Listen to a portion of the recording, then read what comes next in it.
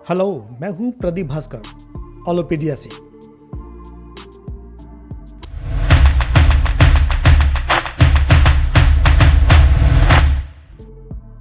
आज हम शुरू कर रहे हैं एडोबी प्रीमियर प्रो। हम प्रीमियर प्रो को पूरा बेसिक से स्टार्ट करेंगे, स्टेप बाय स्टेप।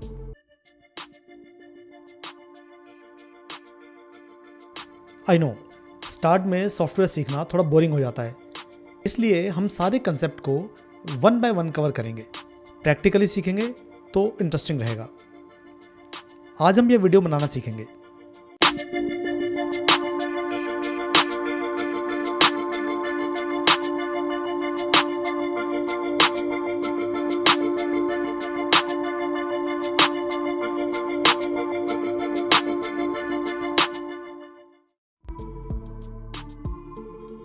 हम सीखेंगे फुटेज इंपोर्ट कैसे करते हैं। ऐसे कौन कौन से ऑप्शंस हैं जिनके बारे में पता होना ज़रूरी है। फिर बेसिक्स, क्लिप को कट, ट्रिम, ज्वाइन, डिलीट की बात करेंगे। उसके बाद सीखेंगे वीडियोस और टाइटल को ऑडियो बीट्स के साथ कैसे मैच करते हैं।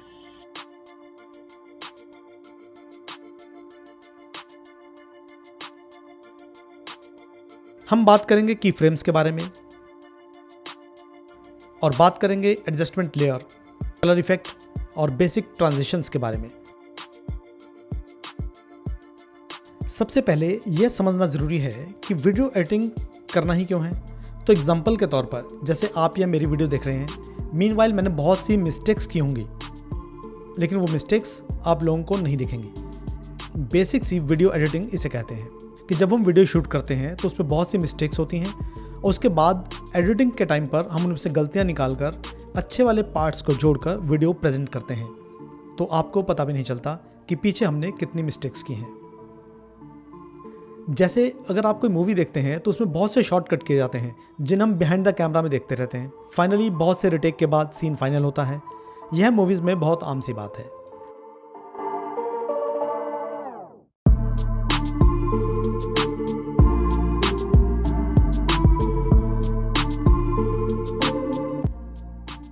अब सबसे पहले मैं आपको बताना चाहूँगा प्रीमियर प्रो के लिए कंप्यूटर की कॉन्फ़िगरेशन क्या होनी चाहिए। अगर आप बेसिक रिक्वायरमेंट प्रीमियर की देखना चाहते हैं तो एडोबी की साइट पर जाएं। वहाँ जाकर आप देख सकते हैं कि प्रीमियर प्रो के कौन से वर्जन के लिए क्या मिनिमम रिक्वायरमेंट है। मैं यह रेकमेंड करता हूँ कि मिनिमम 8 GB रैम और प्रोसेसर जितना अच्छा होगा उतना ही स्मूथ आपका प्रीमियर प्रो चलेगा। अगर आपने ग्राफिक कार्ड नहीं लगाया तो थोड़ा प्रीव्यू में या रेंडरिंग में थोड़ी प्रॉब्लम आती है, और अगर ग्राफिक कार्ड भी अच्छा है तो बहुत बढ़िया। जनरली एनवीडिया और AMD के ग्राफिक कार्ड ही यूज़ होते हैं। एनवीडिया में CUDA कोड्स होते हैं जो रेंडरिंग में बहुत हेल्प करते हैं और प्रीव्यू में भी बहुत हेल्प करते हैं। रेंडरिंग क्या है, CUDA कोड्स क्या हैं, यह आने वाले वीडियोज़ में मैं आपको सब बताऊंगा। मैं जो सिस्टम यूज़ कर रहा हूँ वो है Core i7 5th generation, 16 GB RAM है और एनवीडिया का 1050 Ti कार्ड है। मेरा सिस्टम बहुत अच्छा नहीं तो बुरा भी नहीं है। मेरा काम इससे आराम से निकल जाता है, मुझे कोई प्रॉब्लम नहीं होती। मैं अपनी सब वीडियोस को इसी सिस्टम पर एडिट करता हूँ। लोग बार बार पूछते हैं कि कौन सा कंप्यूटर लें, क्या लें। मैं सिर्फ इतना कहूँगा कि जितना गुड़ डालोगे उतनी मिठास। और अगर आपका बजट कम है तो जो भी कंप्यूटर है एटलीस्ट आप उससे शुरू कीजिए। Let's start. मैं आपको सबसे पहले प्रीमियर का इंटरफेस दिखाना चाहता हूँ और बताऊँगा कौन सी चीज़ कहाँ पर है जब आप प्रीमियर स्टार्ट करते हैं। ओके, किसी भी सॉफ्टवेयर को अगर हम सीखना चाहते हैं तो सबसे ज़रूरी चीज़ है और जो सबसे इम्पॉर्टेंट चीज़ है वो है उस एप्लीकेशन या सॉफ्टवेयर का यूज़र इंटरफेस। यूज़र इंटरफेस अगर आपको पता है तो आपको चीज़ें मैनेज करना आसान होगा। आप ऑर्गेनाइज वे से एप्लीकेशन को यूज़ कर सकते हैं और एक बेटर और क्रिएटिव वर्क फ्लो बना पाएंगे। तो अब बात करते हैं प्रीमियर प्रो के यूज़र इंटरफेस के बारे में। तो यहाँ आप देख सकते हो, ये है प्रीमियर प्रो का होम स्क्रीन। जब भी आप प्रीमियर प्रो को लॉन्च करते हैं तो जो सबसे पहली स्क्रीन दिखाई देती है वो होती है होम स्क्रीन। इसका पर्पज़ क्या है वो मैं आपको बताता हूँ। यह जो आप दो बटन देख रहे हैं, न्यू प्रोजेक्ट और ओपन प्रोजेक्ट, इसका मतलब तो आप समझ ही गए होंगे कि यहाँ से हम कोई नया प्रोजेक्ट बना सकते हैं और यहाँ से हम कोई पहले का बना हुआ प्रोजेक्ट ओपन कर सकते हैं। और यहाँ हमें एक इंटरेस्टिंग चीज़ और देखने को मिलती है कि ये वो प्रोजेक्ट्स हैं जो हमने रिसेंटली यूज़ किए हैं। या जिन पर हम रिसेंटली काम कर रहे हैं। इसका बेनिफिट ये है कि जिन प्रोजेक्ट्स पर हम काम कर रहे होते हैं उन्हें ओपन करने के लिए हमें एक्सप्लोरर में या डायरेक्टरीज में न जाना पड़े, हम उन्हें ईजिली यहीं से ओपन कर सकते हैं।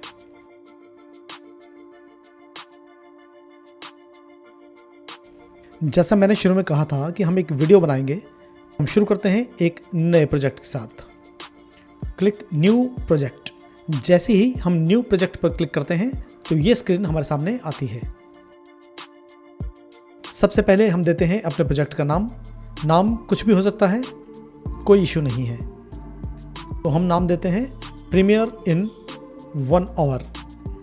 नेक्स्ट लोकेशन, यहाँ से हम सेट कर सकते हैं कि प्रोजेक्ट को हम कहाँ पर सेव करना चाहते हैं। तो मैं इस प्रोजेक्ट को यहाँ सेव करता हूँ। यहाँ आप 3 टैब देख रहे हैं, जनरल, स्क्रैच डिस्क और इनजस्ट सेटिंग। और यहाँ आप देख रहे हैं रेंडरर। इसमें एक ऑप्शन है mercury Playback engine GPU acceleration CUDA। ये ऑप्शन आपको तभी दिखाई देगी अगर आपके कंप्यूटर में ग्राफिक कार्ड इंस्टॉल है। अगर आपके कंप्यूटर में ग्राफिक कार्ड इंस्टॉल नहीं है तो Mercury Playback Engine software only ही दिखाई देगा।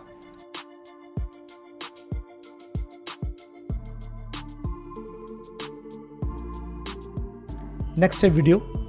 इसमें 4 ऑप्शन हैं, लेकिन अभी हम चूज करते हैं टाइम कोड।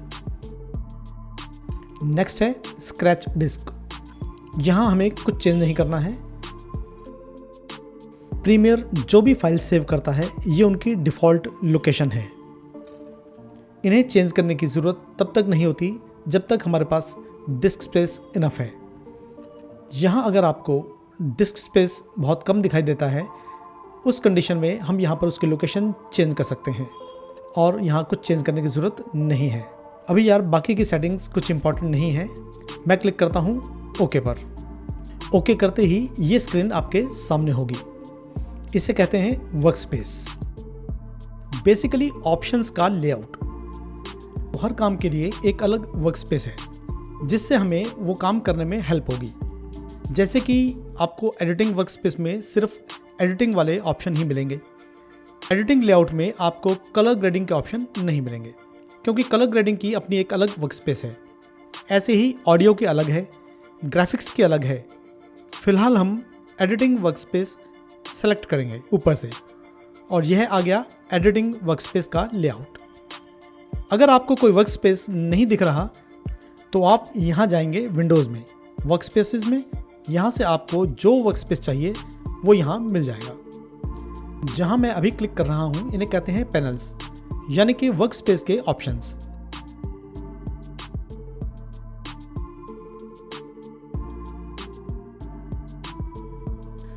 अब अगर कोई पैनल हमारे यूज़ में नहीं आता है तो हम उस पैनल को क्लोज कर देंगे। राइट क्लिक करेंगे उस पैनल पर और क्लोज पैनल, ताकि यहाँ वही पैनल्स हों जिनकी हमें ज़रूरत है।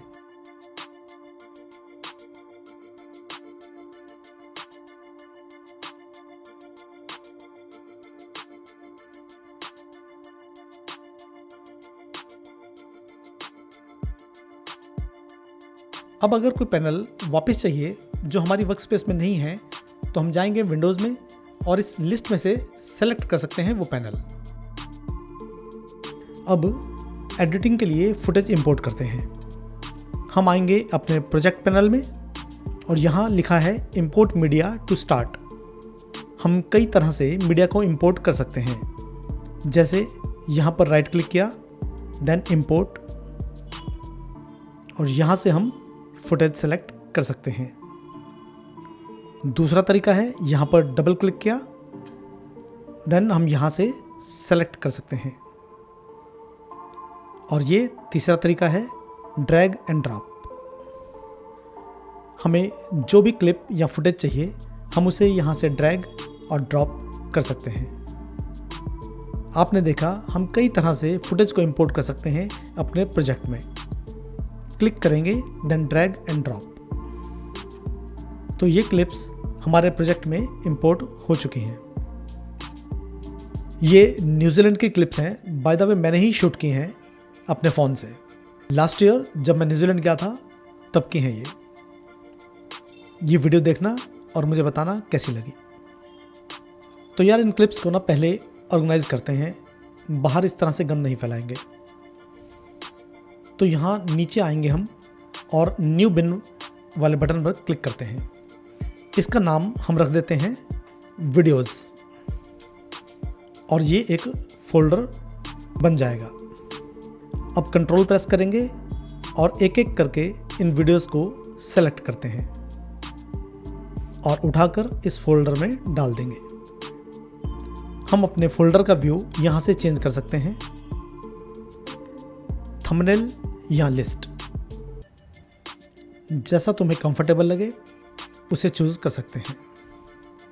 अब इस फोल्डर पर डबल क्लिक करेंगे, सारी क्लिप्स दिखाई देंगी और इस तरह हम क्लिप पर कर्सर हॉवर करेंगे तो हमें दिखाई देगा कि इस क्लिप में क्या है। ये फीचर जब तुम हैवी एडिटिंग करोगे तब बहुत काम आएगा। किसी भी क्लिप पर डबल क्लिक करते हैं तो वो क्लिप यहाँ पर खुल जाएगी। इसे कहते हैं सोर्स मॉनिटर।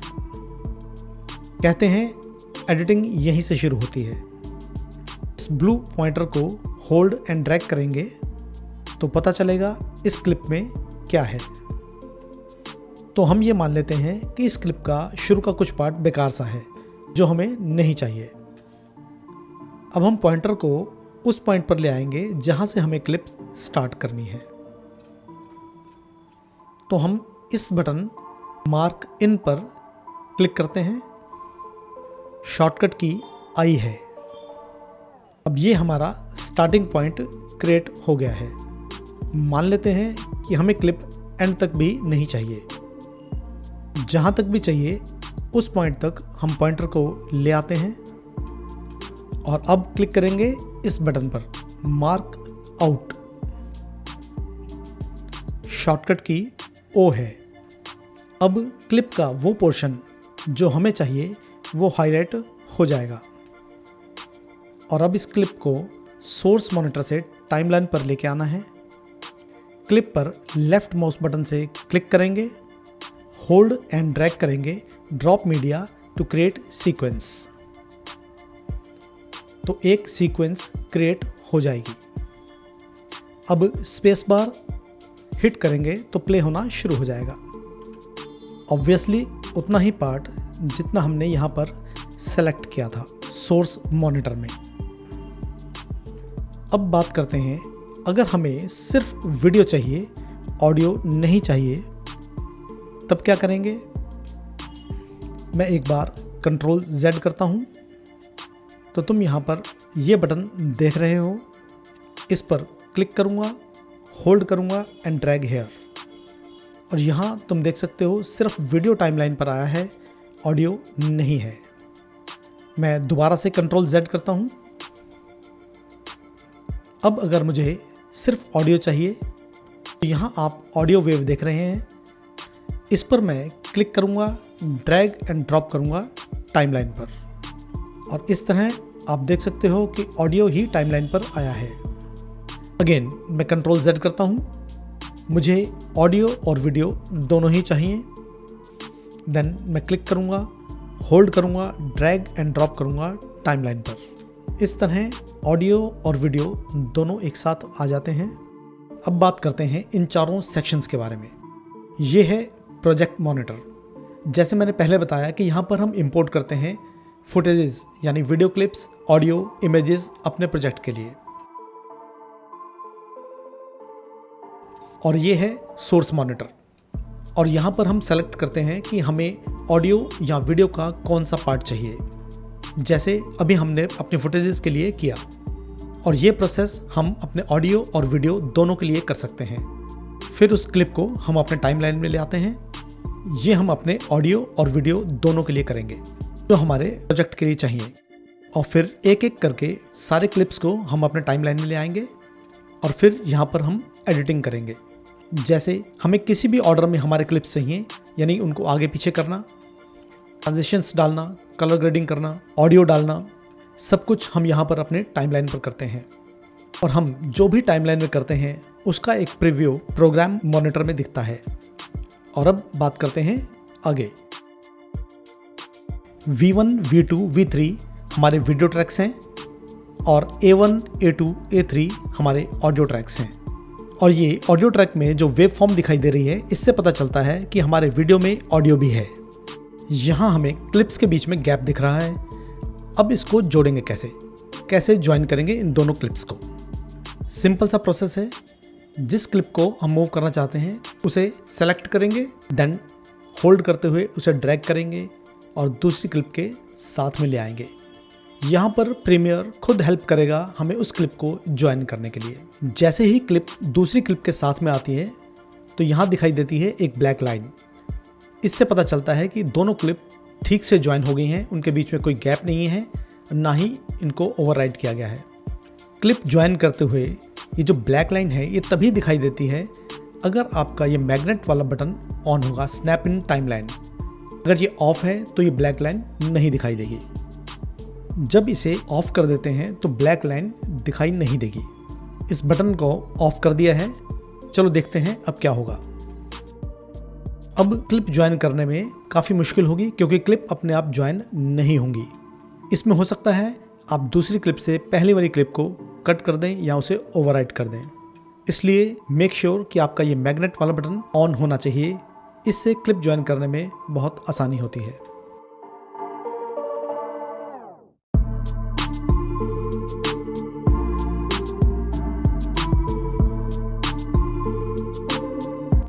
अब हम बात करते हैं एडिटिंग टूल्स के बारे में। ये किस तरह काम करते हैं वीडियो एडिटिंग में। टूल बार में किसी भी टूल पर जब हम माउस हॉवर करेंगे उसका नाम दिखाई देता है। जैसे ही माउस पॉइंटर यहाँ लाता हूँ, इसका नाम सिलेक्शन टूल है, शॉर्टकट की V है। जैसे ही मैं सेकंड टूल पर माउस हॉवर करता हूँ, वहाँ तुम्हें दिखाई देता है छोटा सा एरो की। ऐसे ही एरो कीज़ किसी में है और किसी में नहीं। जिसमें भी ये एरो की बना हुआ है, जैसे ही तुम लेफ़्ट क्लिक और होल्ड करते हो तो उसके सेकेंडरी टूल पॉपअप हो जाते हैं। जैसे ट्रैक सिलेक्शन टूल में 2 सब टूल हैं और इसमें 3 टूल हैं। सबसे पहले हम डिस्कस करते हैं सिलेक्शन टूल, शॉर्टकट की V है। सिलेक्शन टूल दिखने में सिंपल माउस पॉइंटर की तरह ही है। इससे तुम किसी भी क्लिप को सेलेक्ट कर सकते हो। जैसे इस पर क्लिक किया तो ये सेलेक्ट हो गई और इस पर क्लिक किया तो ये सेलेक्ट हो गई। सिलेक्शन टूल सिर्फ सिलेक्शन का काम नहीं करता, इससे हम मूव भी कर सकते हैं। इससे तुम किसी भी क्लिप को सेलेक्ट करके और लेफ़्ट माउस बटन प्रेस रखते हुए उसे ड्रैग करते हुए क्लिप को मूव कर सकते हो। इस तरह ये क्लिप मूव हो जाएगी। और जब हम कर्सर क्लिप के स्टार्ट या एंड में ले जाते हैं तो एक रेड कलर का हैंडल दिखाई देता है। इससे हम क्लिप को ट्रिम कर सकते हैं, स्टार्ट से या एंड से, या फिर इसको एक्सपेंड भी कर सकते हैं क्लिप की ओरिजिनल लेंथ तक। तो वापस मैं क्लिप को ओरिजिनल पोजीशन पर ले आता हूँ। इन दोनों टूल्स को हम बाद में डिस्कस करते हैं। 4th नंबर पर है रेजर टूल, शॉर्टकट की है C। अगर तुम कीबोर्ड से C प्रेस करते हो या टूल बार में रेजर टूल पर क्लिक करते हो तो रेजर टूल एक्टिवेट हो जाता है। और यहाँ तुम देख सकते हो रेजर टूल सेलेक्ट हो चुका है और उस पर एक रेड मार्क है। रीज़न बीइंग यहाँ पर कुछ कट करने के लिए नहीं है। जैसे ही मैं रेजर टूल को क्लिप पर ले जाता हूँ तो रेड मार्क चला गया है और क्लिप पर एक ब्लैक लाइन दिख रही है। जहाँ भी इस टूल को क्लिक करूँगा वहाँ क्लिप में कट लग जाएगा। जैसे पुराने टाइम में रेजर से क्लिप को काटते थे, उसे लीनियर एडिटिंग कहते हैं। उसमें तुम लेफ़्ट से राइट सीक्वेंशियली चलते थे और उसको डिस्ट्रक्टिव एडिटिंग भी कहते थे, यानी उसमें रील को एक्चुअली काट देते थे और बाकी सेक्शंस को जोड़ देते थे, यानी कि कटा हुआ सेक्शन डिस्ट्रॉय हो जाता था। पर आजकल हम जो डिजिटली एडिटिंग करते हैं इसे नॉन लीनियर एडिटिंग NLE कहते हैं। इसे नॉन डिस्ट्रक्टिव एडिटिंग भी कहते हैं। जैसे मैं इस सेक्शन को कट एंड डिलीट भी कर देता हूँ, इसे बाद में वापस भी ला सकता हूँ। इसमें कट एंड डिलीट करने से कोई सेक्शन डिस्ट्रॉय नहीं हुआ। एडिटिंग करते हुए कोई भी चेंजेस इसमें कर सकता हूँ।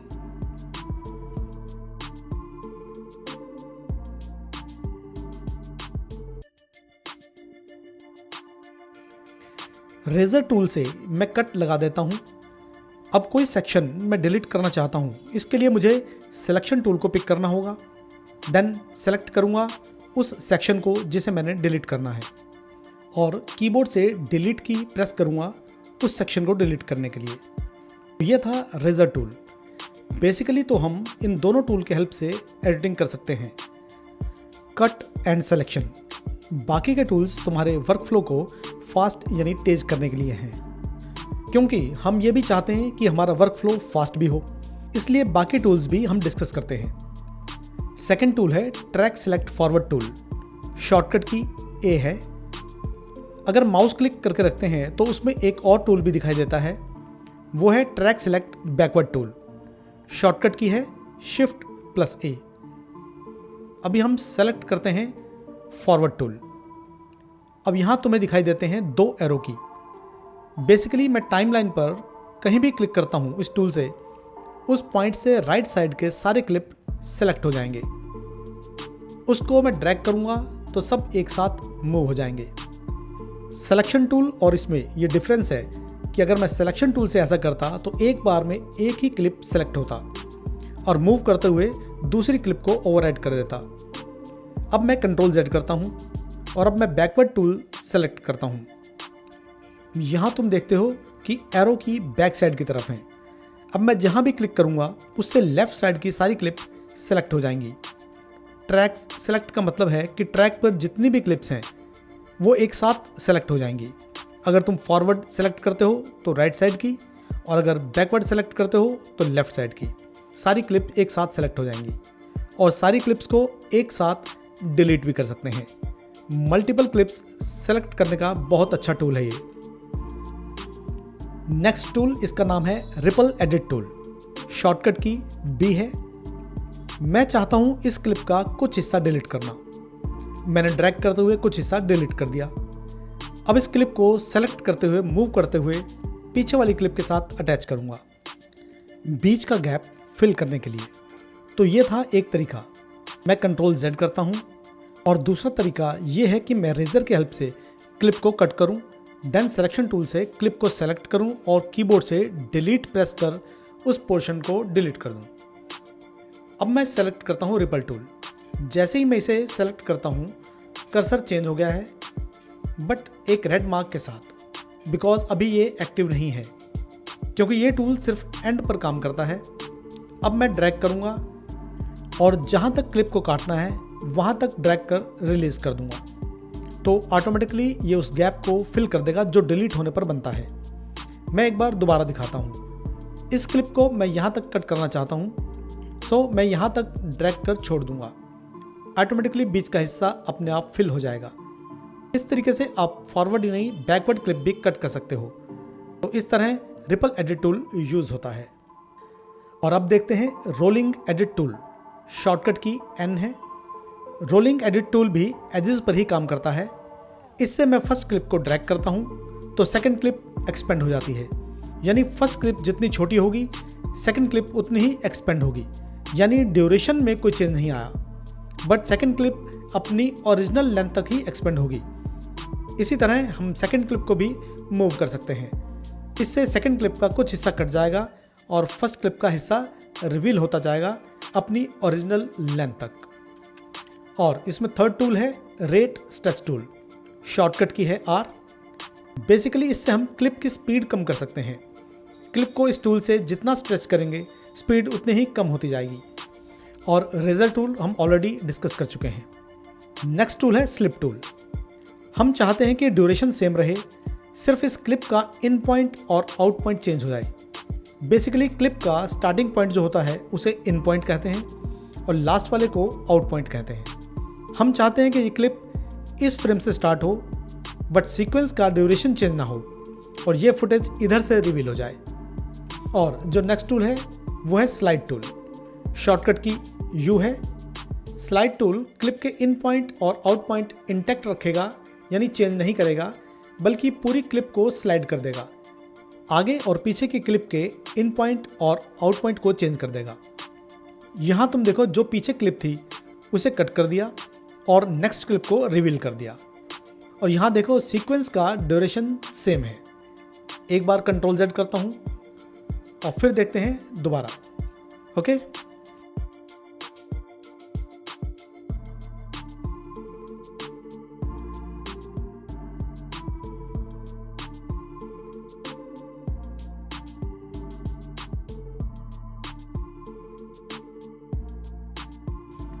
और उसके बाद ये है पेन टूल। इससे आप कोई भी शेप ड्रॉ कर सकते हो। Pen tool actually mask design करने में भी काम आता है। पेन के अंदर दो और टूल हैं, रेक्टेंगल टूल और एलिप्स टूल। इससे आप रेक्टेंगल या सर्कल ड्रॉ कर सकते हो।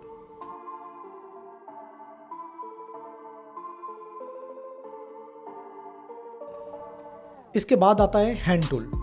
शॉर्टकट की है H। हैंड के अंदर एक और टूल है जूम टूल। शॉर्टकट की Z है।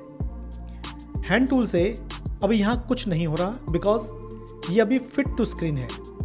चलो मैं इसे 100% करता हूँ। अब मैं अगर हैंड टूल यूज़ करता हूँ, इससे स्क्रीन मूव कर सकता हूँ। हैंड टूल से हम अपने डिज़ायर सेक्शन पर इजीली जा सकते हैं।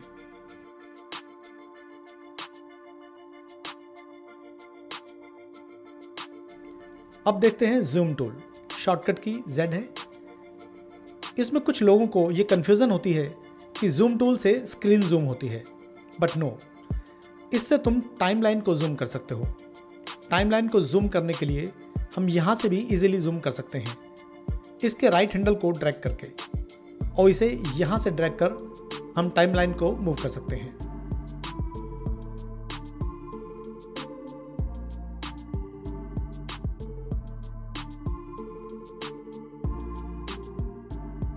और ये है टाइप टूल। शॉर्टकट की T है। मैं इसे सेलेक्ट करता हूँ और कहीं भी क्लिक करता हूँ, और अब मैं यहाँ कुछ भी टाइप कर सकता हूँ। टाइप करने के बाद मैं इफ़ेक्ट कंट्रोल में जाकर इसका कलर चेंज कर सकता हूँ, फॉन्ट चेंज कर सकता हूँ, साइज़ चेंज कर सकता हूँ, मूव भी कर सकता हूँ। बेसिकली अगर तुम्हें कोई टेक्स्ट लिखना है तो इससे टेक्स्ट लिख सकते हो।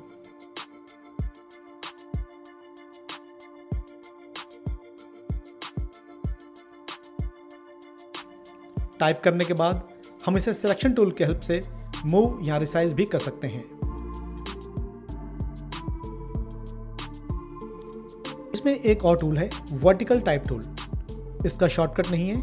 इसे सेलेक्ट करने के बाद मैं क्लिक करता हूं। अब जो टेक्स्ट टाइप होगा वो वर्टिकली टाइप होगा। इस तरह अगर तुम वर्टिकल टेक्स्ट टाइप करना चाहते हो तो इसकी हेल्प से कर सकते हो।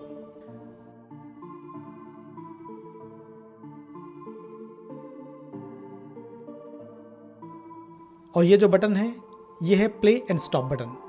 शॉर्टकट की स्पेस बार है। इससे तुम वीडियो प्ले और पॉज कर सकते हो।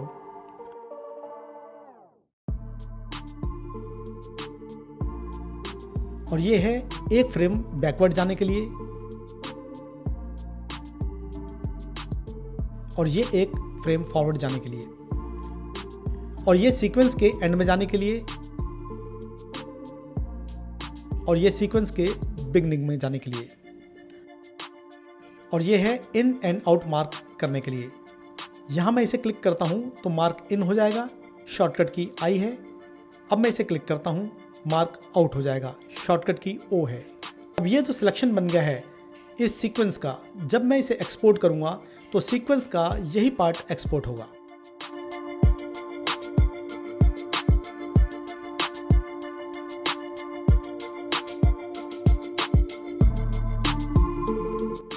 मैं पर्सनली पहले ऑडियो सेलेक्ट करता हूँ, कोई म्यूज़िक, फिर उसे मैं 2-3 बार अच्छे से सुनता हूँ। इससे मुझे आइडिया हो जाता है कि बीट्स कहाँ कहाँ पर हैं, क्लिप्स कब चेंज होनी चाहिए, कहाँ पर इफ़ेक्ट लगाने हैं और कहाँ पर ट्रांजिशंस लगानी है। इससे पहले ही आइडिया मिल जाता है। अगर हमारी वीडियो ऑफ बीट है तो काफ़ी वियर्ड लगेगी। जैसे अभी इसे देखो।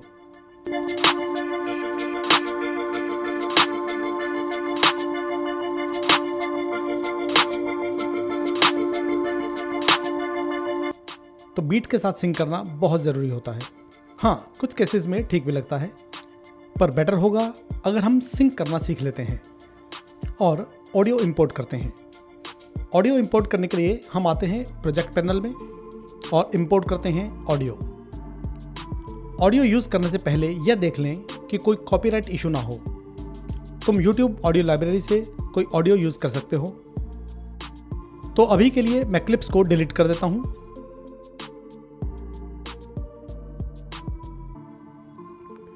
अब ऑडियो को ड्रैग कर टाइमलाइन पर ले आते हैं।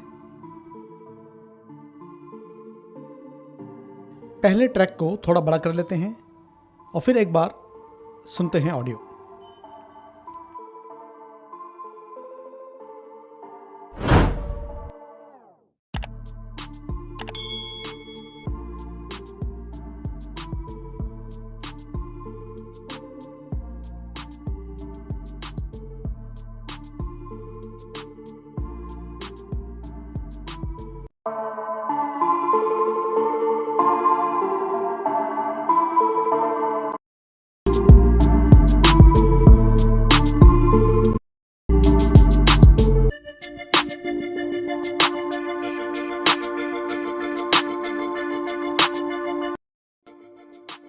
ओके, म्यूज़िक में कुछ बीट्स आ रहे थे तो हम उन बीट्स पर क्लिप को चेंज करेंगे। एग्जैक्ट बीट्स पर ही क्लिप चेंज होंगी। इसे करने के कई तरीके हैं।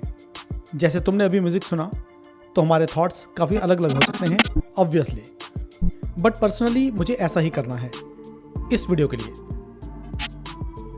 हमें इतना बड़ा ऑडियो नहीं चाहिए, इसलिए हम प्ले हेड को इस लोकेशन पर ले आएंगे जहाँ से हमें ऑडियो क्लिप कट करना है। देन रेजर टूल सेलेक्ट करेंगे एंड क्लिक।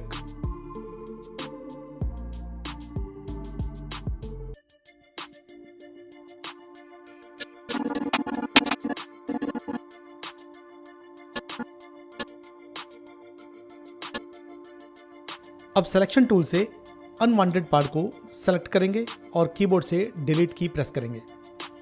इससे सेलेक्टेड पार्ट डिलीट हो जाएगा।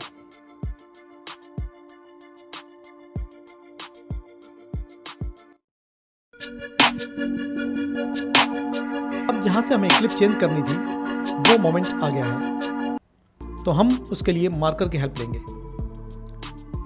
तुम इजीली मार्कर प्लेस कर सकते हो टाइमलाइन पर, जिनकी हेल्प लेकर हम क्लिप पेस्ट कर सकते हैं। मार्कर यहाँ पर प्लेस होंगे। इसके लिए हम ऑडियो प्ले करेंगे और जहाँ बीट होंगी वहाँ कीबोर्ड से एम प्रेस करेंगे। मैं तुम्हें एग्जांपल दिखाता हूँ। फर्स्टली, ऑडियो सेलेक्ट नहीं होना चाहिए। ऑडियो अगर सेलेक्ट है तो कहीं बाहर क्लिक कर देंगे, इससे ऑडियो डीसेलेक्ट हो जाएगा।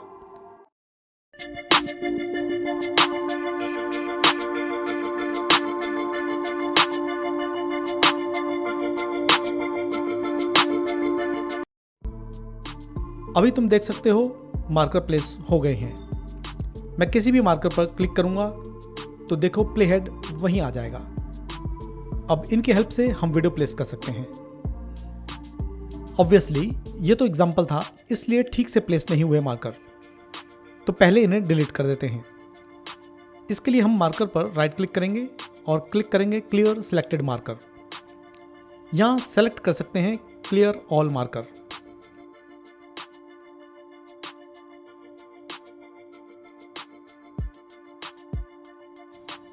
और अब अच्छे से प्लेस करते हैं मार्कर्स को।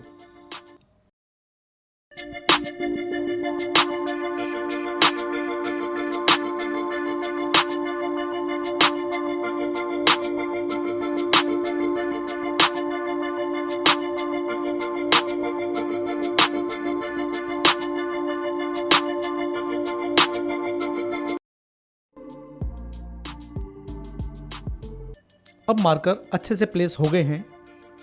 एक बार फिर से चेक करते हैं कि मार्कर ठीक से प्लेस हुए हैं या नहीं। सारे मार्कर को चेक कर लेते हैं।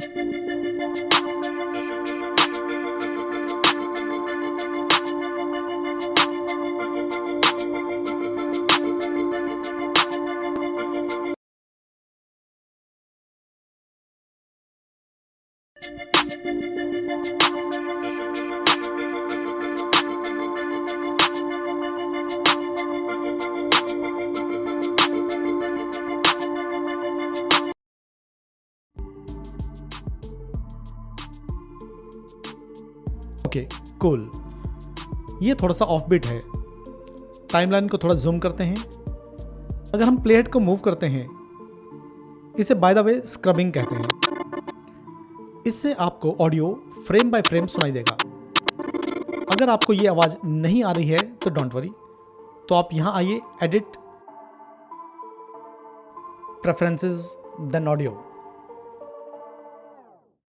और ये प्ले ऑडियो वाइल स्क्रबिंग को टिक कर दें एंड क्लिक ओके।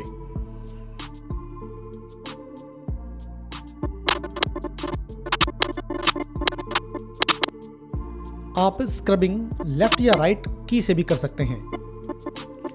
तो इससे हम पता करेंगे कि जो बीट हमें चाहिए वह कहाँ पर है। ये फ़ायदा है स्क्रबिंग का। तो अब मार्कर को सेलेक्ट करेंगे, देन ड्रैग करके यहाँ पर ले आएंगे। तो अब मार्कर ठीक से प्लेस हो गए हैं। अब इनकी हेल्प से हम वीडियो को प्लेस करते हैं। मैं इस वीडियो से स्टार्ट करता हूँ।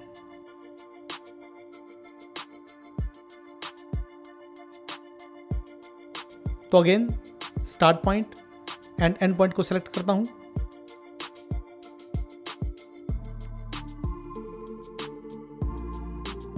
और ड्रैग वीडियो ओनली।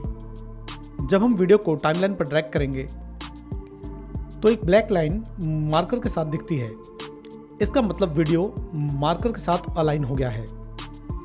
अब सेकंड मार्कर पर दूसरी वीडियो चाहिए, इसलिए हम फर्स्ट क्लिप को उस मार्कर तक ट्रिम कर लेंगे। इसी तरह बाकी क्लिप्स के लिए भी करेंगे।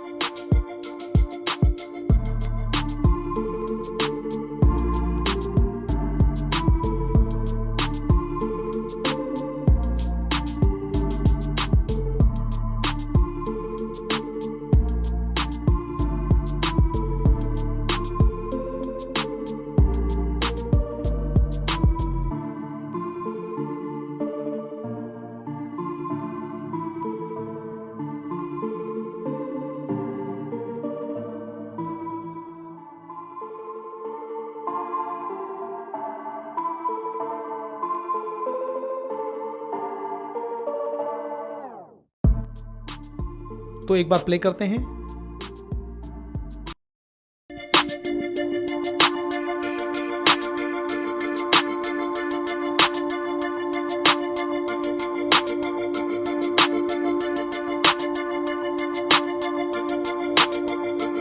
Okay, cool. अब वीडियो तो अच्छे से प्लेस हो गई हैं और अब डालते हैं टाइटल यानी टेक्स्ट। हम यहाँ 3 टाइटल डालेंगे। हम ऐसा करेंगे कि बीट पर टाइटल भी चेंज हो। सेम वही प्रोसेस, टेक्स्ट बनाएंगे और मार्कर पर प्लेस कर देंगे। इन क्लिप्स के बीच में हम टाइटल डालेंगे। टाइटल के भी 2-3 तरीके हैं, अभी ईजीएस्ट वे बताऊंगा। तो जाएंगे फाइल, न्यू लेगेसी टाइटल, यहाँ ओके कर देंगे। तो ये टाइटल वाली विंडो ओपन हो जाएगी। यहाँ कहीं भी लेफ्ट माउस बटन क्लिक करेंगे तो टेक्स्ट बॉक्स बन जाएगा। तो यहाँ मैं टाइप करूँगा प्रीमियर। यहाँ से हम फॉन्ट चेंज करेंगे और यहाँ से साइज चेंज कर सकते हैं।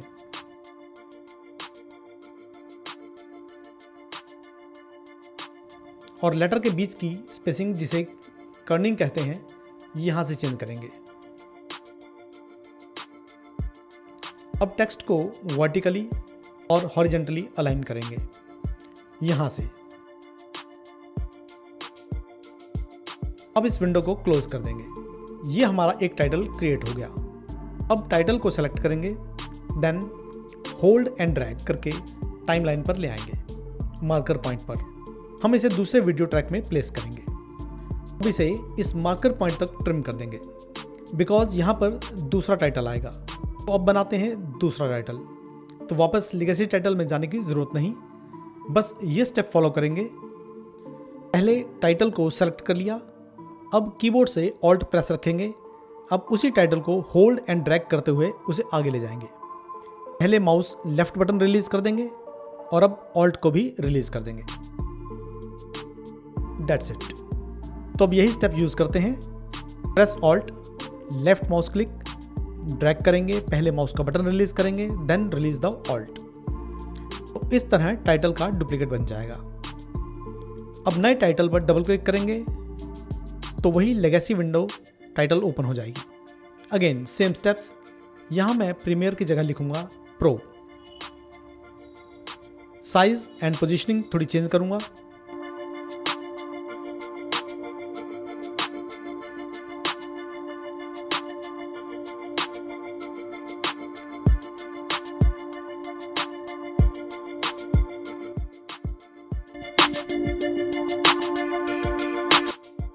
अब सेम स्टेप्स थर्ड टाइटल के लिए भी करते हैं। टाइटल को मार्कर के साथ अलाइन कर देते हैं ताकि कोई गैप भी ना रहे। अब वीडियो एंड टाइटल की पोजीशनिंग हो गई है। अगेन एक बार चेक कर लेते हैं, प्ले करके देखते हैं।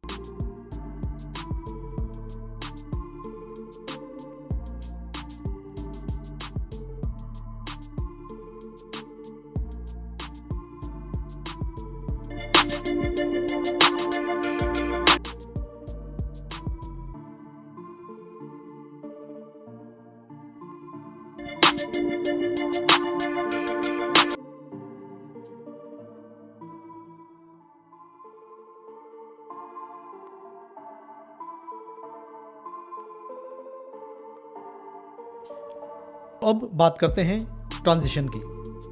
अभी हम इनबिल्ट ट्रांजिशन ही यूज़ करेंगे। अभी हम इन क्लिप के बीच में ट्रांजिशन डालेंगे। हम आते हैं इफेक्ट पैनल में और यहाँ सर्च बॉक्स में टाइप करेंगे डिसॉल्व।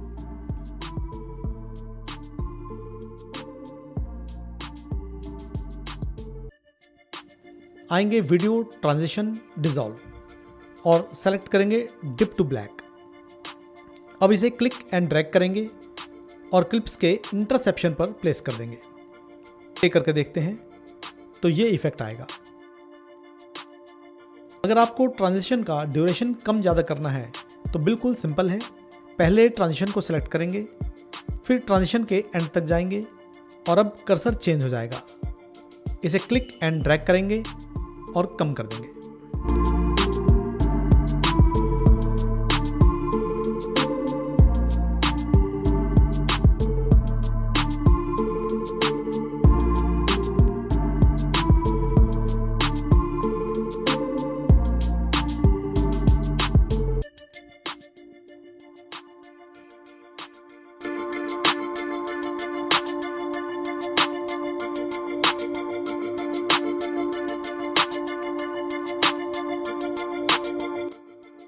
और अब कुछ बात कर लेते हैं की फ्रेम के बारे में। की फ्रेम ही हैं जिनकी वजह से पूरा कंट्रोल हमारे पास आ जाता है। की फ्रेम बेसिकली प्रोग्राम को बताने का तरीका है कि मैंने ये इफेक्ट लगाना है इस पॉइंट से उस पॉइंट तक।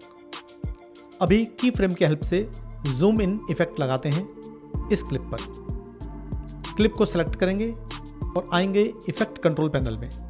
और अगर ये नहीं शो हो रहा तो जाएंगे विंडोज़ में, वहाँ से इफेक्ट कंट्रोल को ला सकते हैं। इफेक्ट कंट्रोल पैनल में हम किसी भी इफेक्ट को कंट्रोल कर सकते हैं। इस एरो पर क्लिक करते हैं, मोशन इफेक्ट ओपन हो जाएगा। इसमें पोजीशन, स्केल वगैरह देखेंगे। ये सारी क्लिप की प्रॉपर्टीज़ हैं। इसी तरह पोजीशन में पूरी क्लिप को लेफ्ट और राइट और ऊपर नीचे कर सकते हैं। इसे मैं यहाँ से रीसेट कर देता हूँ जिससे डिफ़ॉल्ट वैल्यू आ जाए।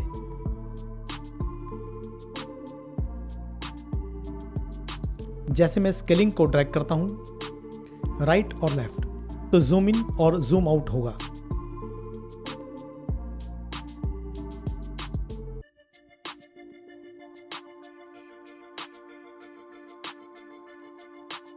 और ये है क्लिप की टाइमलाइन।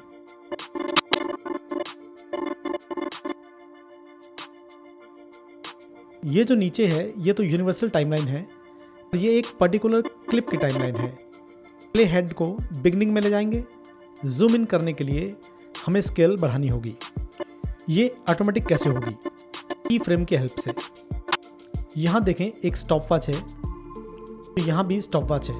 इसका मतलब हम इस इफेक्ट को एनिमेट कर सकते हैं। स्केल के स्टॉप वॉच बटन पर क्लिक करेंगे। क्लिप के साथ में एक पॉइंट जैसा बन जाएगा, यानी एक की फ्रेम ऐड हो जाएगा, और यहाँ इसकी वैल्यू 100 है। अब क्लिप में कुछ फ्रेम आगे जाते हैं और यहाँ वैल्यू चेंज करते हैं। Let's try 110 and hit enter. यहाँ सेकंड की फ्रेम ऐड हो जाएगा। की फ्रेम को सिलेक्ट करके आगे या पीछे ले जा सकते हैं। यहाँ हमने प्रीमियर को ये बताया कि स्टार्टिंग में वैल्यू 100 रखना है और यहाँ तक आते आते वैल्यू 110 हो जानी चाहिए। अगर जूम इन थोड़ा फास्ट लगे या स्लो हो तो हम इस की फ्रेम से एडजस्ट कर सकते हैं ताकि इफेक्ट स्मूथ दिखे। इसे स्मूथ करने के लिए हम इन्हीं की फ्रेम की हेल्प लेंगे।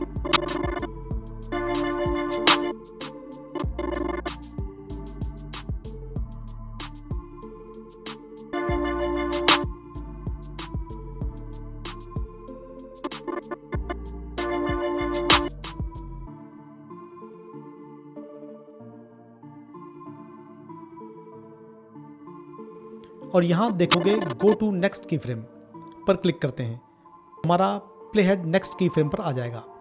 गो टू प्रीवियस की फ्रेम पर क्लिक करेंगे तो फर्स्ट की फ्रेम पर आ जाएगा। ओके, अब ये ठीक लग रहा है। और अब ये देखो कि ओपेसिटी कम या ज़्यादा करने से क्या होता है। 0 वैल्यू पर आपको कुछ भी दिखाई नहीं देगा,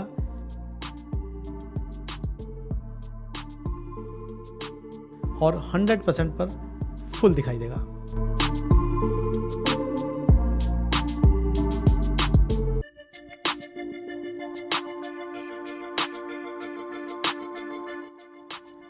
अब कुछ कलर इफेक्ट डालते हैं।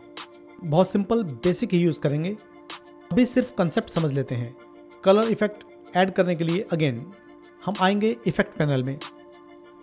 यहाँ हम टाइप करेंगे फास्ट कलर, वह यहाँ वीडियो इफेक्ट में दिख जाएगा।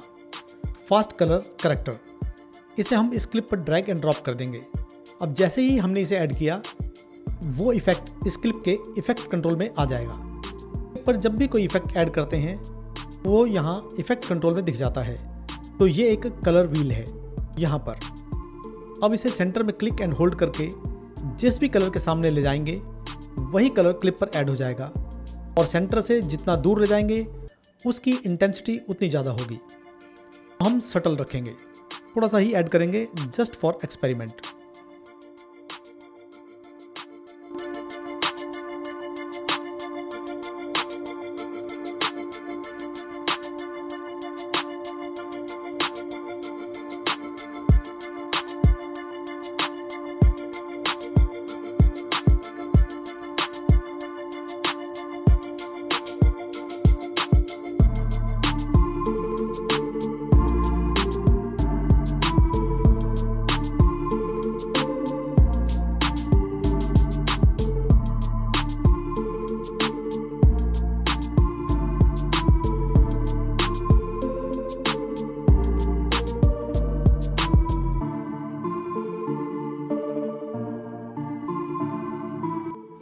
कलर ऐड हुआ है या नहीं, चलो चेक करते हैं।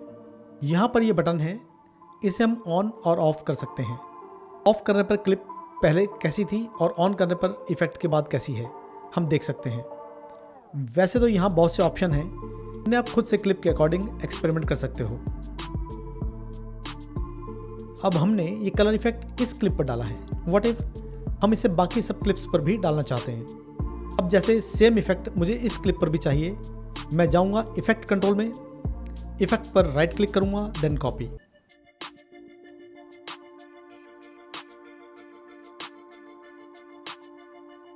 अब इस क्लिप को सेलेक्ट करूंगा, देन कंट्रोल V। तो ये देखो इस क्लिप के कंट्रोल पैनल में भी आ गया सेम इफेक्ट। बट यार ये कंट्रोल C कंट्रोल V तब तक ठीक है जब क्लिप्स 2-4 ही हों। और व्हाट इफ हमारे पास 30-40 क्लिप्स हैं तो हर बार कंट्रोल सी कंट्रोल वी तो नहीं करेंगे, इसको हम इजी कर सकते हैं।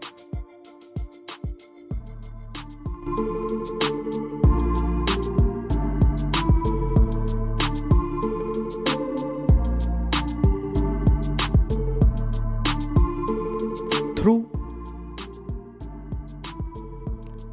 Adjustment layer. अब ये समझते हैं, मान लीजिए क्लिप 1 रेड कलर की है, बाकी क्लिप वाइट। अब हमें यही रेड कलर इन सब पर भी चाहिए, तो अब हम एक एक करके कॉपी पेस्ट नहीं करेंगे क्योंकि इसमें बहुत सा टाइम वेस्ट हो जाता है। हम इन सभी क्लिप्स पर एक लेयर डालेंगे जिसे एडजस्टमेंट लेयर कहते हैं। इसमें यह ध्यान रखना है इस लेयर से सारी क्लिप्स अच्छे से कवर हो जाएं। फिर हम जो रेड कलर वाला इफेक्ट चाहते हैं वो हम इस एडजस्टमेंट लेयर पर डाल देंगे। तो उससे क्या होगा, उस लेयर के नीचे जितने भी क्लिप्स हैं वो सब एक साथ एक क्लिक से रेड हो जाएंगी एंड हमारा काफ़ी टाइम बच जाएगा। तो अब इसे प्रोजेक्ट में देखते हैं। हम आते हैं प्रोजेक्ट पैनल में। अब right click, new item, adjustment layer, okay कर देंगे। अब इसे वीडियो ट्रैक पर डाल देंगे, बिल्कुल वीडियो की तरह drag and drop. Adjustment layer actual में ब्लैंक वीडियो की तरह है। जब तक इस पर कोई इफेक्ट नहीं डालेंगे तब तक इससे कुछ नहीं होगा। इफेक्ट डालेंगे तो इसके नीचे जितनी भी चीज़ें हैं इफेक्ट हो जाएंगी। हम यहाँ से ध्यान रखेंगे कि हमारी एडजस्टमेंट लेयर नीचे सबको कवर कर ले, बट हमारे टाइटल्स भी लेयर के नीचे हैं, उन पर भी ये इफेक्ट हो जाएगा। चलो देखते हैं। अब अपना फास्ट कलर इफेक्ट उसे कॉपी पेस्ट करते हैं एडजस्टमेंट लेयर पर।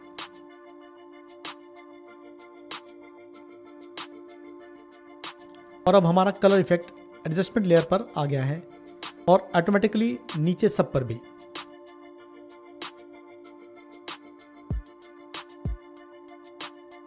एडजस्टमेंट लेयर जिस ट्रैक में है हम उसे यहाँ से ऑन ऑफ कर सकते हैं और देख सकते हैं कलर इफेक्ट का रिजल्ट। और हम नहीं चाहते कि ये इफेक्ट हमारे टाइटल्स पर भी हो, इसलिए हम उन टाइटल्स को सेलेक्ट करेंगे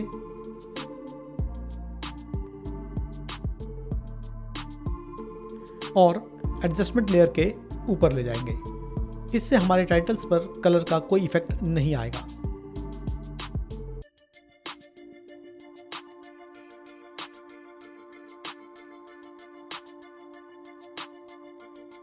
तो यार अब ऑलमोस्ट वीडियो रेडी है, बस थोड़ी सी फिनिशिंग बची है। ऑडियो एंड वीडियो दोनों एब्रप्टली एंड हो रहे हैं। दोनों को अच्छे से स्मूथली एंड करते हैं, अगेन की फ्रेम की हेल्प से। ट्रैक की एंडिंग सुन लेते हैं एक बार। टाइमलाइन को थोड़ा जूम इन करते हैं। मैं इसे यहाँ से फेड आउट करता हूँ। ट्रैक को सेलेक्ट करेंगे। अब यहाँ बीच में एक ब्लैक लाइन दिखेगी, की फ्रेम इस लाइन पर डालेंगे। तो यहाँ पहले की फ्रेम डालते हैं क्योंकि यहाँ से फेड आउट इफेक्ट स्टार्ट करना है। की फ्रेम ऐड करने के लिए हम कंट्रोल की होल्ड करेंगे, जहाँ कर्सर के साथ प्लस मार्क दिखेगा और बस इस इंटरसेक्शन पर लेफ्ट क्लिक कर देंगे। अब यहाँ की फ्रेम ऐड हो गया। अब आते हैं एंड में, एंड अगेन सेम प्रोसेस। अब इस लास्ट वाले की फ्रेम को क्लिक एंड ड्रैग करते हुए बिल्कुल नीचे ले जाएंगे ताकि एंड तक आते हुए वॉल्यूम बिल्कुल म्यूट हो जाए।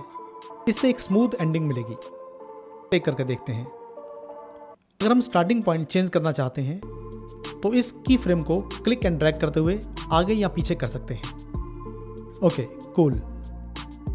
अब वीडियो को फेड आउट करते हैं। वीडियो को उसी पॉइंट से फेड आउट करेंगे जहां से ऑडियो फेड आउट स्टार्ट हुआ है और यहाँ ऑपेसिटी इफेक्ट यूज करेंगे।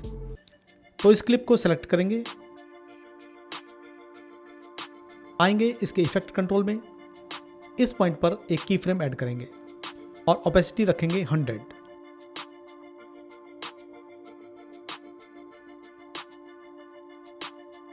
थोड़ा आगे जाएंगे, इस बटन में एक की फ्रेम ऐड करेंगे और ऑपेसिटी वैल्यू कर देंगे 0।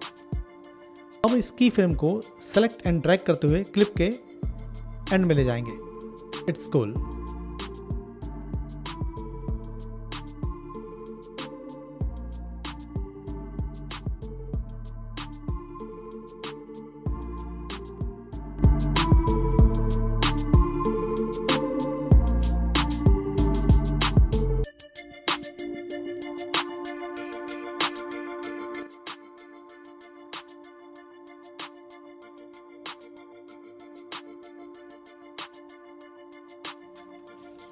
अब लास्ट में एक फ्लिकर इफेक्ट डालते हैं इस क्लिप पर।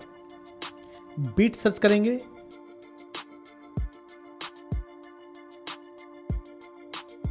और रेजर टूल से इस पॉइंट पर कट कर देंगे। कीबोर्ड से राइट की प्रेस करेंगे एक बार ताकि प्ले हेड एक फ्रेम आगे बढ़े एंड अगेन कट।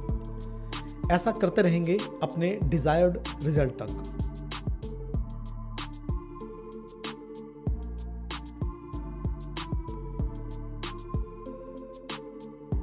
अब सिलेक्शन टूल से और शिफ्ट प्रेस रखते हुए हर अल्टरनेट फ्रेम को सेलेक्ट करेंगे।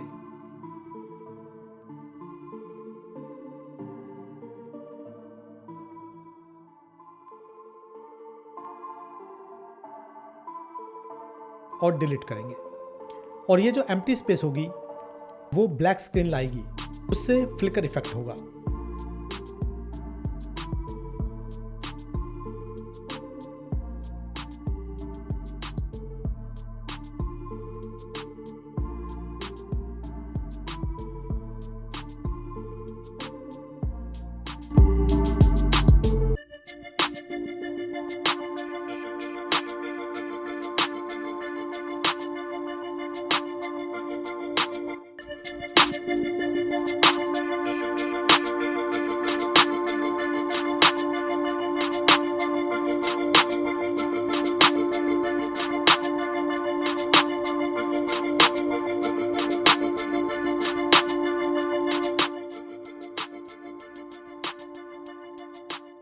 वीडियो कंप्लीट हो गई है। अब इसे एक्सपोर्ट करते हैं। इसके लिए हम जाएंगे फाइल, एक्सपोर्ट मीडिया या इसे कंट्रोल M से भी कर सकते हैं। बिगनर लेवल पर फॉर्मेट H.264 कर दो। यहाँ प्रीसेट चूज कर सकते हैं कि वीडियो हमें YouTube के लिए चाहिए या Facebook के लिए।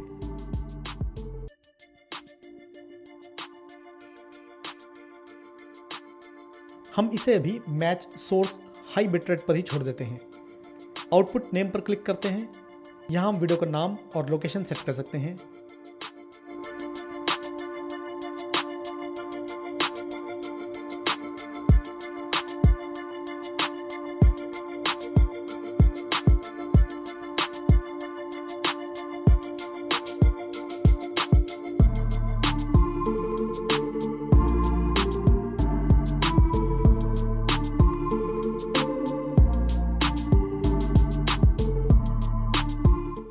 And make sure export video और एक्सपोर्ट ऑडियो दोनों क्लिक्ड हों।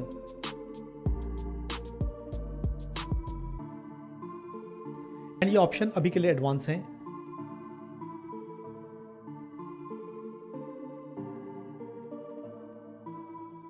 बस यहां पर टारगेट बिटरेट 15 कर देते हैं।